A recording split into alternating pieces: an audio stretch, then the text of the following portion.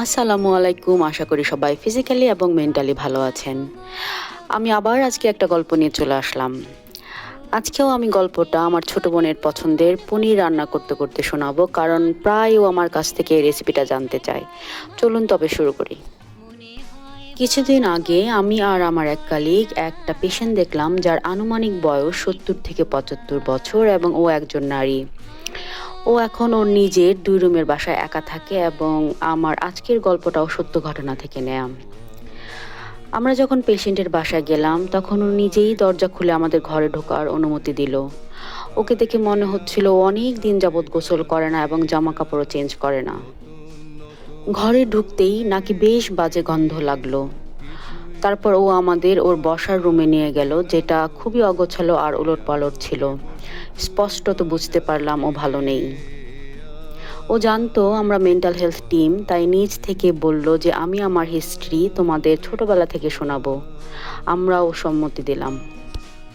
ও তখন বলল ওর যখন 13 বছর বয়স তখন ও এশিয়ার একটি দেশ থেকে ওর বাবা মা আর 3 ভাই বোনের সাথে ইংল্যান্ডে আসে।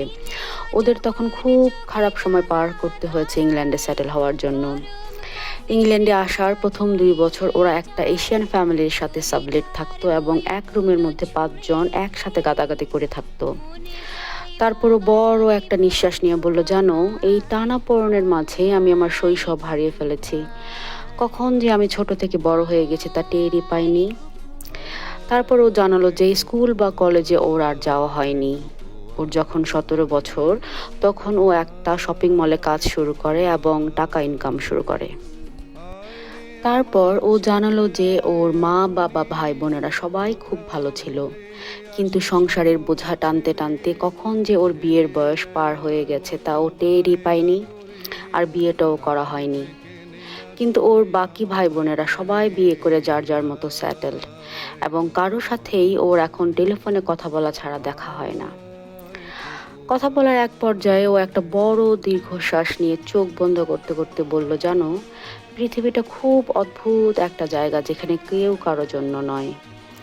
যাদের জন্য সারা জীবন শেষ করেছে তারাই এখন আমার খোঁজ নেওয়ার সময় পায় না। তারপরও প্রায় 3-4 মিনিট কোনো কথা বলেনি, শুধু চোখ বন্ধ করে বসেছিল।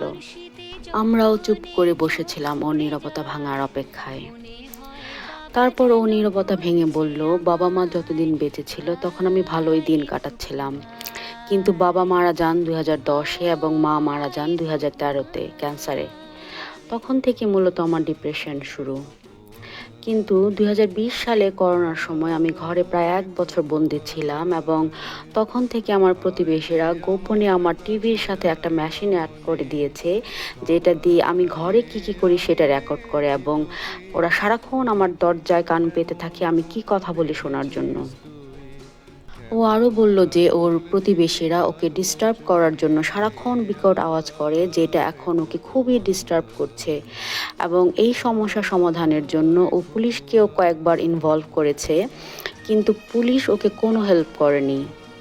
গত প্রায় 4 বছর যাবৎ ও একা থাকে এবং কারোর সাথে মিশে না, এমনকি ঘর থেকেও প্রয়োজন ছাড়া বের হয় না। তারপর ও বলল যে এই বিকট আওয়াজ থেকে বাঁচার জন্য ও ওর বেডরুমে কিছু জিনিস চেঞ্জ করেছে। তখন as part of our assessment আমরা ওর বেডরুম দেখতে গেলাম। বেডরুম দেখে আমরা খুবই অবাক হলাম। পুরা ঘর এলোমেলো, আর ওর বেডের উপর অনেকগুলো কম্বল পেঁচানো, সাথে কিছু বোর্ড দিয়ে ঘেরা, যেটা দেখিয়ে ও বলল আওয়াজ থেকে বাঁচার জন্য আমি এমন ব্যবস্থা নিয়েছি। ও ওর টিভিকেও দেখিয়ে বলল, দেখো, আমি আমার টিভিকেও বক্স দিয়ে ঢেকে রেখেছি যেন কেউ আমার ভিডিও করতে না পারে। পরিশেষে ও আমাদের বলল, তোমরা কি আমাকে হেলমেটের মতো একটা কিছু বানিয়ে দিতে পারবে, যেটা আমি পরে থাকলে ওই বিকট শব্দগুলো আর শুনতে পারবো না। অ্যাসেসমেন্ট শেষ করে অফিসে ফিরে গিয়ে প্রথমেই সেফ গার্ডিং রেস করলাম সেলফ নেগলেসির জন্য। ওর দেয়া ইনফরমেশন ক্রস চেক করার জন্য পুলিশের সাথে যোগাযোগ করলাম। ওরা বলল ওরা কয়েকবার ইনভেস্টিগেশন করেছে এবং ওর প্রতিবেশীদের সাথে কথা বলেছে, কিন্তু ওরা পেশেন্টের কমপ্লেনের এগেনস্টে কোনো প্রমাণ পায়নি।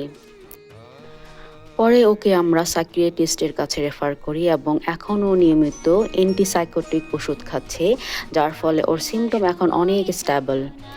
ওকে আমরা সোশ্যাল সার্ভিসের মাধ্যমে সপ্তাহে 3 ঘন্টার জন্য কেয়ারার ঠিক করে দেই, যেখানে ওরা ওকে ঘরবাড়ি পরিষ্কার করতে এবং রান্না করতে সাহায্য করছে। আমার আজকের গল্পটা এখানেই শেষ। তো শেষ করার আগে আমি ওর সিমটমগুলো নিয়ে একটু ধারণা দিতে চাই। আমাদের পেশেন্ট প্যারানয়েড সিজোফ্রেনিয়ায় ভুগছিল এবং প্রতিবেশীদের নিয়ে ওর যে ধারণাটা সেটা আসলে ওর অডিটরি হ্যালুসিনেশন, এবং ও অতিরিক্ত সন্দেহপ্রবণ এবং আতঙ্কিত থাকায় বারবার পুলিশকে নক দিচ্ছিল। সিজোফ্রেনিয়া নিয়ে আমি আমার আগের ভিডিওতে ডিটেলস বলেছিলাম, তাই এখন আর বেশি কিছু বলবো না। সিজোফ্রেনিয়া শনাক্ত হলে দ্রুত মানসিক স্বাস্থ্য বিশেষজ্ঞের পরামর্শ নেওয়া উচিত। এটি একটি দীর্ঘমেয়াদী সমস্যা, তবে সঠিক চিকিৎসা ও পরামর্শের মাধ্যমে নিয়ন্ত্রণ করা সম্ভব। আমার সারাক্ষণ মনে হয় এভাবে যদি আমরা বাংলাদেশে আমাদের মানসিক রোগীদের হেল্প করতে পারতাম তাহলে কতই না ভালো হতো। সবাই ভালো থাকবেন। আল্লাহ হাফেজ।